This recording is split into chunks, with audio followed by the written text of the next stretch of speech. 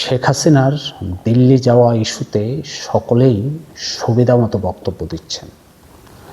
জানিয়ে রাখি অনুষ্ঠানে আজ কথা বলবো এই বিষয়ে।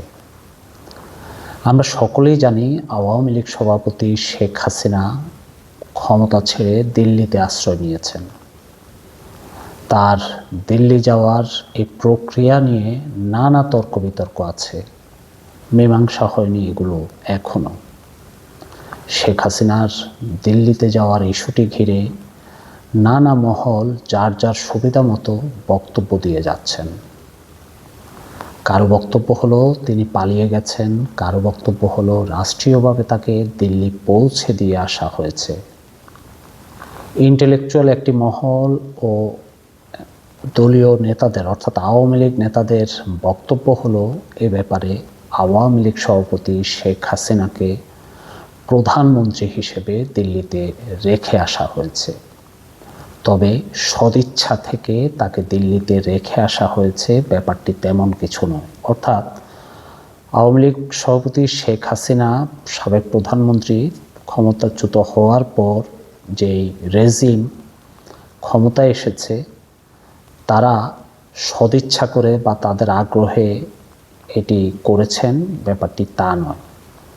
তৎকালীন রাষ্ট্রযন্ত্র বাধ্য হয়ে শেখ হাসিনাকে দিল্লি রেখে আসতে হয়েছে গত 5 আগস্ট, এরকম এক দাবি আছে একটি ইন্টেলেকচুয়াল লেভেল ও আওয়ামী লীগের বিভিন্ন পর্যায়ে।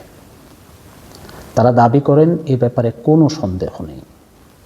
এটা পরিষ্কার যে শেখ হাসিনার দিল্লি যাওয়ার ব্যাপারটি সরকারি মহল তথা জুলাই শক্তি তাদের সুবিধা মতো প্রচার করছেন।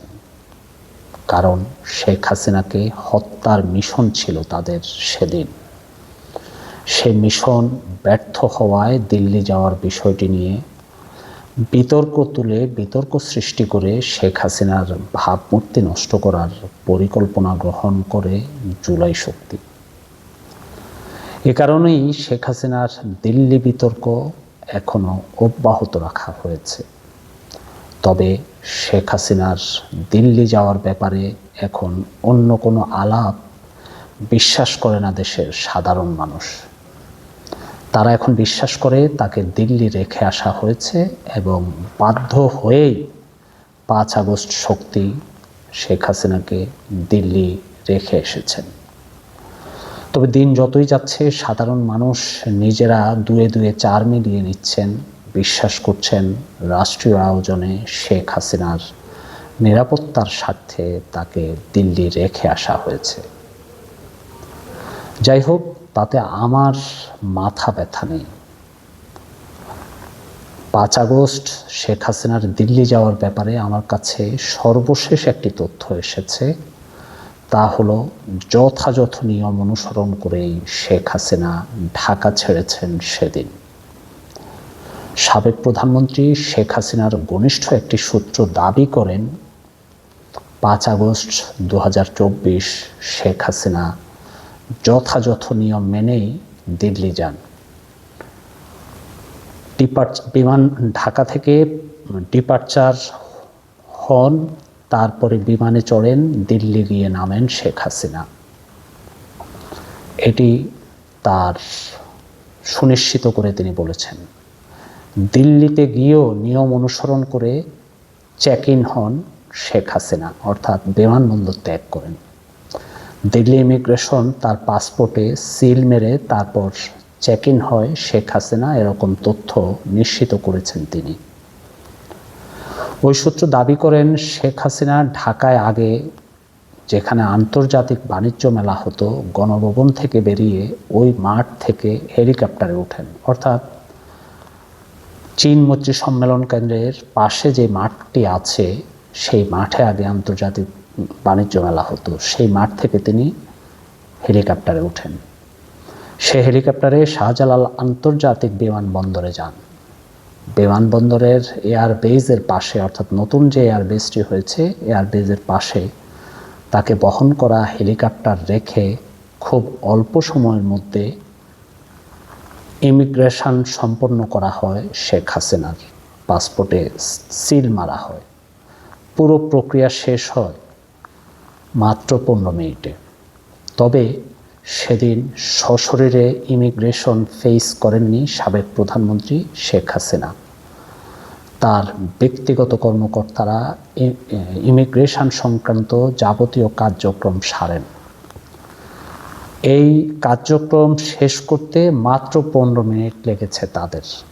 তারপরই সামরিক পরিবহন বিমানে ঢাকা ত্যাগ করেন শেখ হাসিনা। দিল্লিতে নেমেও তিনি ইমিগ্রেশন ক্রস করেন নিয়ম করে, নিয়ম মেনেই। অর্থাৎ শেখ হাসিনার পালিয়ে যাওয়ার বিষয়টি ওই সূত্র দাবি করছেন একেবারেই অসত্য। যথাযথ প্রক্রিয়া সম্পন্ন করেই তিনি সেদিন দিল্লির উদ্দেশ্যে ঢাকা ছেড়েছেন। এই সত্যটা সরলভাবে কেউ বলতে চান না। শেখ হাসিনা পালিয়ে গেছেন মিথ্যাটা সত্যের পরিণত করতে 5 আগস্ট শক্তি উঠে পড়ে লাগেন। তবে সত্য সত্যই। আমাকে তথ্য জানানো ওই ব্যক্তি আরও বলেন, এই সত্য অস্বীকার করার কোনো উপায় নেই, কারণ এই সত্য ঘটনার সাক্ষী শেখ হাসিনা ও তার ছোট বোন শেখ রেহানা ও তাদের পাসপোর্ট। যদিও পরে সে পাসপোর্ট বাতিল করে সরকার। একেবারেই দায়িত্বশীল জায়গা থেকে পাওয়া তথ্য জানালাম আপনাদের। এই মুহূর্তে আমার কাছে তার দালিলিক কোনো প্রমাণ নেই বলে আপনাদের দেখাতে পারছি না। তাই গল্প হিসাবেও চাইলে ধরে নিতে পারেন শেখ হাসিনার সেদিন দিল্লি যাওয়ার এই সত্য ঘটনাটি। অর্থাৎ তিনি ডিপারচার হয়েছেন এবং চেক ইনও হয়েছেন। অর্থাৎ ঢাকায় ডিপারচার হয়েছেন আর দিল্লিতে চেক ইন হয়েছেন এবং পাসপোর্টে সিল লাগিয়েছেন। আজ এ পর্যন্তই। কথা হবে নতুন কোনো প্রসঙ্গ নিয়ে আপনাদের সামনে আবারও আসবো। সে পর্যন্ত আপনারা সকলেই ভালো থাকবেন। সকলকে ধন্যবাদ।